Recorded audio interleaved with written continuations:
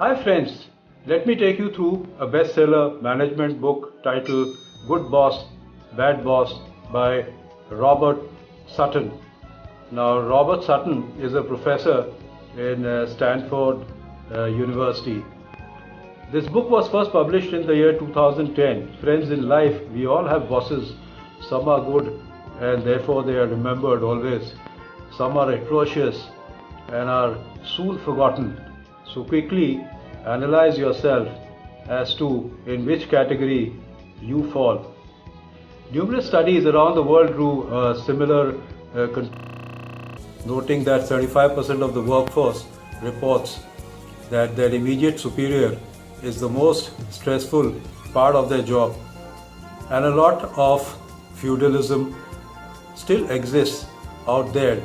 Professor Sutton, the best-selling author of the No Asshole Rule, explores how good and bad bosses affect the workplace and what distinguishes between one from the other.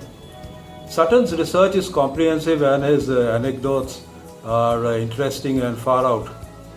As you might guess from the title of this book, of his last book, he indulges in salty language and profanity, so be warned. With that caveat, I recommend this book to anyone who has or is a boss. I have divided the summary into three parts. The first part being negative impact of bad bosses. Friends, bad bosses, especially bullies, have a profound negative impact on their workplaces. In a 2007 survey of almost 8,000 US adults, 37% had experienced being bullied at work. Of those respondents, 72% said they suffered abuse from their superiors. Employees with their obnoxious bosses were more likely to make intentional mistakes. That is 30% as against 6%, and report sick when they were healthy, 29% as against 4%, and put minimal effort into their work, 33% versus 9%. So you can see how it affects negatively.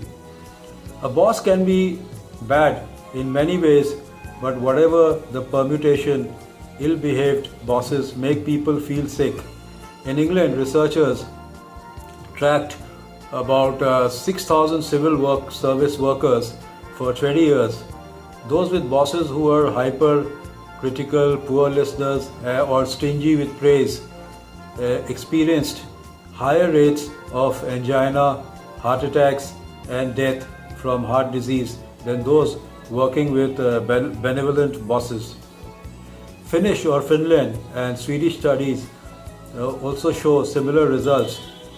Employees working for bad bosses frequently report feeling angry, stressed out, emotionally numb, depressed, or even anxious. It is normally said an employee doesn't leave his company, but he leaves his boss, which is very true. On the flip side, employees are more satisfied and productive when they feel their bosses care about them.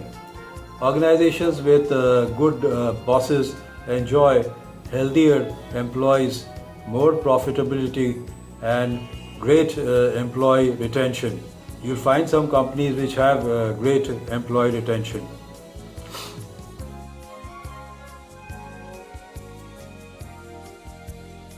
And friends, now we come to balance, determination, and small wins. So balance, determination, and small wins is very important. Good bosses are not micromanagers who suppress creativity and interrupt workflow, and they are not laid back either, like bosses who fail to achieve company goals. Good bosses walk the line between stepping in when necessary and letting their employees work without interference. Good managers have determination or grit, that is, perseverance and passion towards long-term goals. Bosses with grit regard work as a marathon and not a sprint. They sustain effort through adversity and never stop learning. Good bosses don't just plan to meet long-term goals, they also set out to achieve small wins along the way, and they also motivate staffers to reach for lofty goals. For example, some people freak out or freeze up when their tasks become overwhelming or too complex. People are more effective when they conquer smaller tasks and celebrate smaller victories. Helping staff members stay calm, confident is one reason to break projects into manageable and contained segments. Bosses must meet certain performance goals without destroying their workforce. Partners at one law firm made on an average $1 million a year, but over a period of time they became exhausted by their quest to achieve enough billable hours to satisfy their bosses. Like many other high pressure leaders, this manager was oblivious to his nasty behavior and bad reputation. Bad bosses tend to have inflated views of their own abilities and performance. By contrast, great bosses strive for a balance between performance and humanity. As the research shows, the more time you spend around rotten apples, those lousy, lazy, grumpy and nasty people, the more damage you will suffer. When people are emotionally depleted, they stop focusing on their work and they instead spend a lot of time in improving their moods. If you find that there are a few subordinates who are so unpleasant that day after day they sap your energy for no rhyme or reason, you need to inspire others and feel good about your own job, where my advice is, if you can't get rid of them, spend as little time around them as possible. Flipping through the pages of the book further, I see a list that includes some 11 commandments for wise bosses. Further, how to lead a good flight, tricks for taking charge, and a recipe for an effective apology are some interesting chapters. And the one I liked the most, the components of an effective apology are: no sugarcoating, take the blame fully, apologize fully, take immediate control over what you can, explain what you have learned, communicate what you will do differently, and get credit for improvements. Sutton describes how this looks when it is successful. In late August 2008, Maple Leaf Foods was responsible for a number of deaths and illnesses caused by bacteria in the meats produced in its plant. So then, how did the CEO Michael McCain handle the situation? The CEO Michael McCain announced in a press conference that the plant shall remain closed. He apologized to those hurt by his firm's products and admitted that he and others in the plant were responsible for the tragedy. He went into detail about the steps Maple Leaf was planning to rectify the problem and emphasized that it was his job to restore the faith of the Canadian people in Maple Leaf.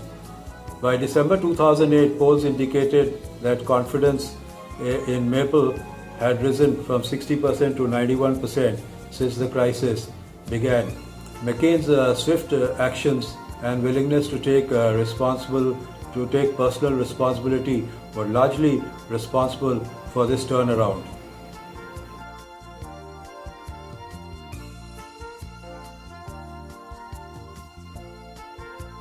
Further, the author has also included sections on issues that bosses deal with every day, including how to create psychological safety for your employees and how to shield them from red tape. Interfering executives, nosy visitors, unnecessary meetings, and a host of other insults, intrusions, and time wasters.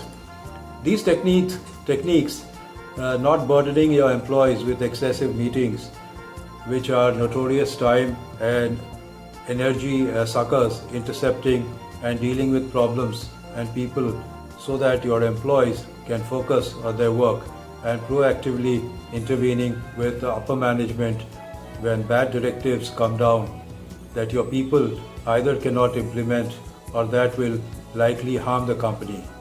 Then there is a chapter titled Don't Shirk the Dirty Work. Don't shirk the dirty work. Bosses are the ones who have to lay people off, confront poor productivity, or do other things that will hurt others.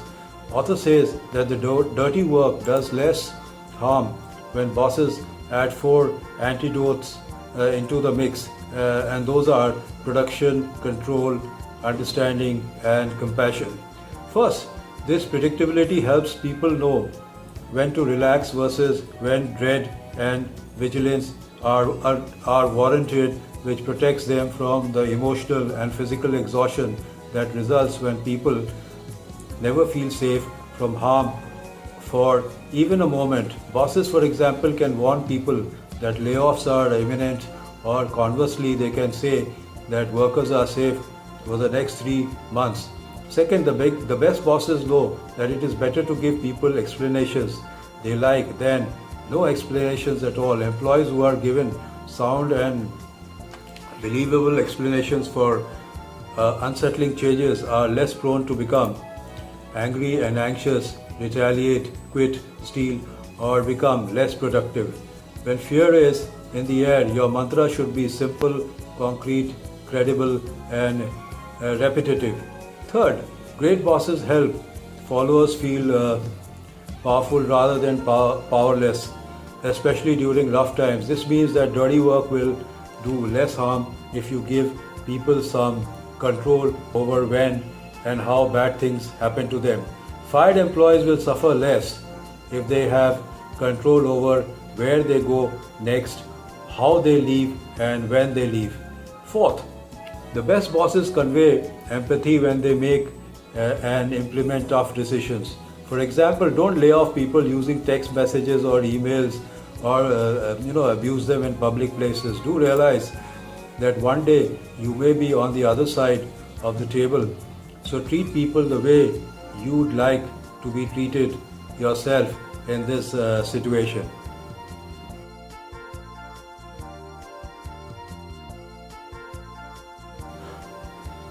Now we come to the 11 commandments for wise bosses. 1. Have strong opinions but weakly held beliefs.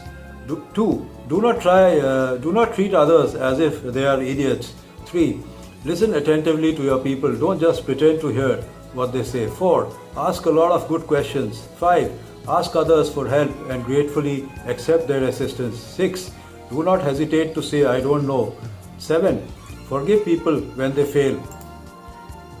Remember the lessons and teach them to everyone. 8. Fight as if you're right and listen as if you're wrong. 9. Do not hold grudges after losing an argument. Instead, help the victors implement their ideas with all your might. 10. Know your weaknesses and flaws and work with people who correct and compensate for your weaknesses. 11. Express gratitude to your people. The worst bosses condemn their people to live in constant fear as they wait for the next wave of bad news, which always seems to hit without warning and at random intervals. The best bosses do everything possible to communicate when and how distressing events will unfold. When the timing of a stressful event can be predicted, so can its absence. Psychologist Martin Seligman called this the safety signal hypothesis. Predictability helps people know when to relax versus when dread and vigilance are warranted, which protects them from emotional and physical exhaustion that results when people never feel safe from harm or for even a moment. Seligman illustrated his hypothesis with air raid sirens used during the German bombing of London during World War II. The sirens were so reliable that people went about their lives most of the time without fear. They didn't need to worry about running to the shelters unless the sirens were sounded. The second way was explained to the author by a group of General Electric executives. He pressed them about their rather extreme rank and yank system, which has been modified recently but not much, where each year the bottom 10% employees, that is, the C category players, are fired.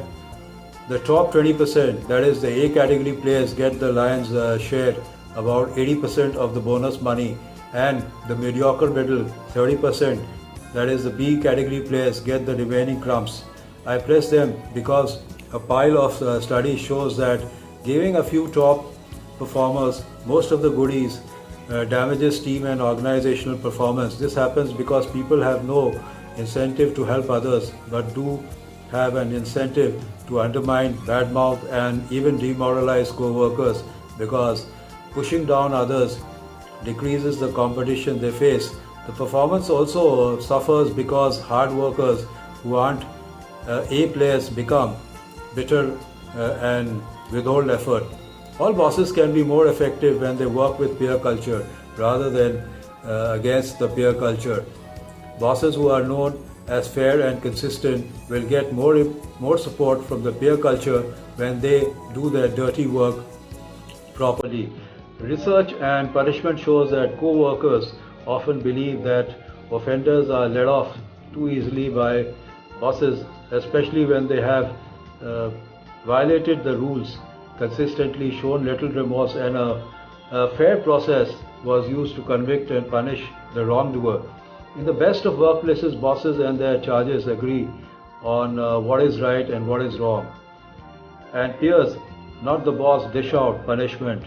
Research and employee theft shows that ridicule, rejection, and nasty gossip by peers is 250% more effective for preventing stealing than formal punishment by supervisors.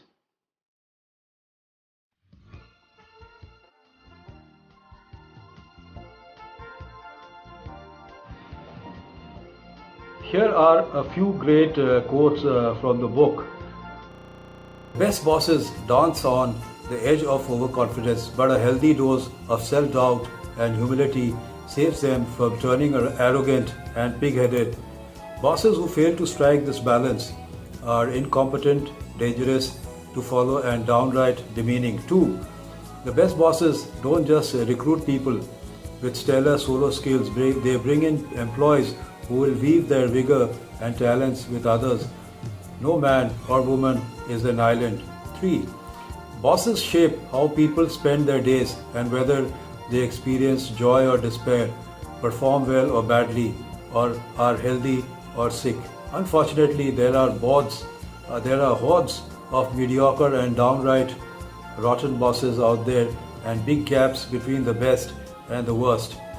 4. Psychological safety is the key to creating a workplace where people can be confident enough to act without undue fear of being ridiculed, punished, or fired, and be humble enough to openly doubt what is believed and done. As Amy Edmondson's research shows, psychological safety emerges when those in power persistently praise, reward, and promote people who have the courage to act, talk about their doubts, successes, and failures. 5. Talented employees who put their need ahead of their colleagues and the company are very dangerous. 6. This is a very good one. The best management is sometimes less management or no management at all. William Coyne, who led 3M's R&D efforts for over a decade, believed a big part of his job was to leave his people alone and protect them from other curious executives. As he put it, after you plant a seed in the ground, you don't dig it up every week to see how it's growing. 7. The best bosses do more than charge up people and recruit and breed energizers. They eliminate negativity because even a few bad apples and destructive acts can undermine good people and constructive arts. 8. Harry S. Truman said, "It is amazing that you can accomplish." I'll repeat that. 8. Harry S. Truman said, "It is amazing what you can accomplish If you do not care, who gets the credit? So very true. So friends, this is a thrilling, educative and an impacting book on management practices, full of exciting quotes. I would give the book 8 out of 10. It's a good read. So friends, that's all I have for today. If you like my show, kindly share it. Also press the like icon. Also subscribe our channel by pressing the red icon, and don't forget to press the bell so that you are notified each time we upload a video. And for now, goodbye and see you soon.